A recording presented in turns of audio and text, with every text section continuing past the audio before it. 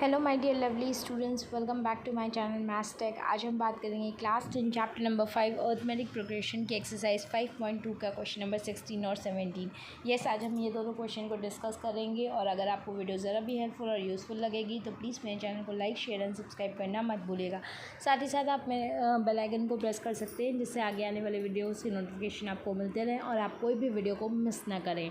तो आइए स्टार्ट करते हैं। और हाँ, एक इम्पॉर्टेंट बात, अगर अभी तक आपने मुझे फेसबुक और इंस्टाग्राम पे फॉलो नहीं किया है तो प्लीज़ आप मुझे वहाँ पे भी फॉलो कर सकते हैं। मेरी आईडी आपको डिस्क्रिप्शन बॉक्स में मिल जाएगी।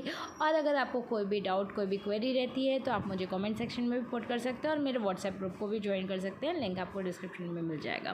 तो आइए स्टार्ट करते हैं exercise 5.2 question number 16। Determine the AP, मतलब हमें AP को डिटरमाइन करना है, AP बताना है।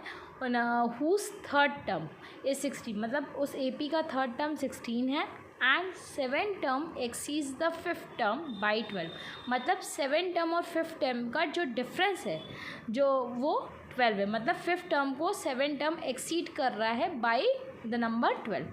तो हम सबसे पहले जो दिया है उसको लेंगे। सो A3 थर्ड टर्म इज 16, तो A3 is equal to what, A plus 2D by using the formula AN is equal to A plus n minus 1 into D। तो A3 आया A plus 2D which is given as equal to 16। इसको हम equation 1 मानेंगे। और 7 term है और 5th term है तो हम A5 को लिख सकते हैं A प्लस 4D और 7 टर्म को हम लिख सकते हैं A प्लस 6D। दिया हुआ है given that 7 term exceeds the 5th term by 12। इसका मतलब होता है 7 term minus 5th term is equal to 12।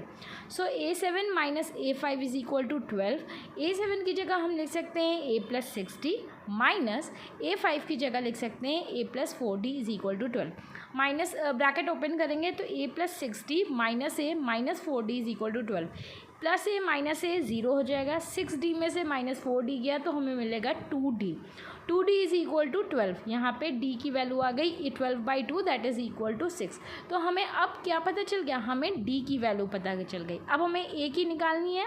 क्योंकि हमें अगर AP फाइंड करना होता है, AP फॉर्म करना होता है तो A और D दोनों की वैल्यू पता होनी चाहिए। तो D हमें मिल गया। अब हम A फाइंड करेंगे putting the value of D in the equation 1। Equation 1 हमारा क्या था, A plus 2D is equal to 16। तो 2D इधर शिफ्ट होगा RHS में, तो A is equal to 16 minus 2D हो जाएगा। वैल्यू पुट करेंगे A is equal to 16 minus 2 into D की वैल्यू 6 आई थी, तो A is equal to 16 minus 2 6 12, that means A is equal to 4। तो हमें अब पता है D हमारा 6 है और A हमारा 4 है।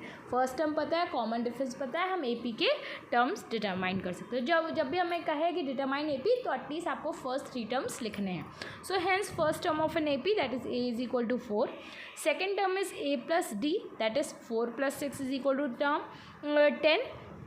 थर्ड टर्म होता है हमारा second term plus common difference, तो 10 plus 6 is equal to 16। So what we get, we are getting the AP as, so the AP is 4 10 16 and so on। so इस तरीके से हम AP को डिटरमाइन करके उसको सॉल्व करके नोट कर सकते हैं। सो ये हमारा क्वेश्चन नंबर 16 था। अब हम मूव करेंगे क्वेश्चन नंबर 17 में। क्वेश्चन नंबर ये इंपॉर्टेंट क्वेश्चन है। क्वेश्चन नंबर 17 कह रहा है find the 20th term from the last term of the AP 3 8 13 and so on to 253। मतलब ये जो AP दिया है 3 8 13 सो ऑन टू 253, इस AP के लास्ट से, मतलब 253 से अगर हम काउंट करेंगे तो 20th टर्म क्या आएगा। हमें क्या करना है, अगर हम इस AP को उल्टा कर दें, मतलब 253 को फर्स्ट टर्म बना दें और 3 को लास्ट टर्म बना दें, तो अगर हम उसका फर्स्ट जो AP नया कैलकुलेट होगा उसका अगर हम फर्स्ट 20 टर्म निकालेंगे तो वो equal to last term of this AP होगा। Given AP is equal to 3 8 13 so on to 253।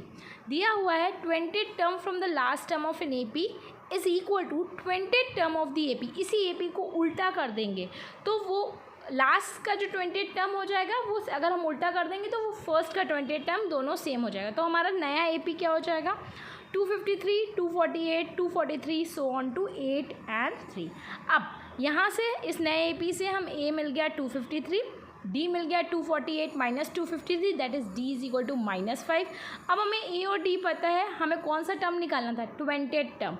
ठीक है, so we need to find the 20th term that is n is equal to 20। हम formula use करेंगे, an is equal to A plus n minus 1 into D। 820 is equal to 253 plus 20 minus 1 into minus 5। Solve करने पे आएगा 253 plus 19 into minus 5, it is equal to 253 plus minus minus 19 5 ज़ा 95। जब हम इसको solve करेंगे तो हमें क्या मिलेगा 158। ध्यान रहे अगर हमें किसी भी एपी का लास्ट से कोई भी टर्म निकालना हो तो उस एपी को हम उल्टा कर देंगे। जो उसका लास्ट टर्म होगा उसका फर्स्ट टर्म बना देंगे और जो उसका फर्स्ट टर्म होगा उसको लास्ट टर्म बना देंगे। तो हम उसका लास्ट टर्म ईजिली जैसे नॉर्मल निकालते हैं निकाल सकते हैं। तो हमें 820 मिल गया क्या 158। So 20 term from the last of the AP 3 8 and so on to 253 क्या मिल गया हमें 158। सो इसी के साथ हमारा क्वेश्चन नंबर 17 भी कंप्लीट होता है। नेक्स्ट वीडियो में हम क्वेश्चन नंबर 18 को डिस्कस करेंगे। बट अगर आपको वीडियो ज़रा भी हेल्पफुल और यूज़फुल लगती है तो प्लीज़ मेरे चैनल को लाइक शेयर एंड सब्सक्राइब करना मत भूलिएगा।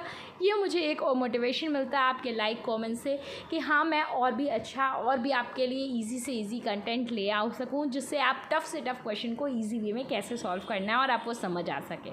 So thank you so much everyone for your support. और साथ ही साथ आप के लिए एक और चीज़ है कि अगर अभी तक आपने चैप्टर 1 2 3 4 की वीडियोस नहीं देखी है तो आप ज़रूर चेक कर लीजिएगा। लिंक्स आपको डिस्क्रिप्शन बॉक्स में मिल जाएंगे। सो डिस्क्रिप्शन बॉक्स को चेक करना ना भूलें। टिल देन मिलते हैं नेक्स्ट वीडियो।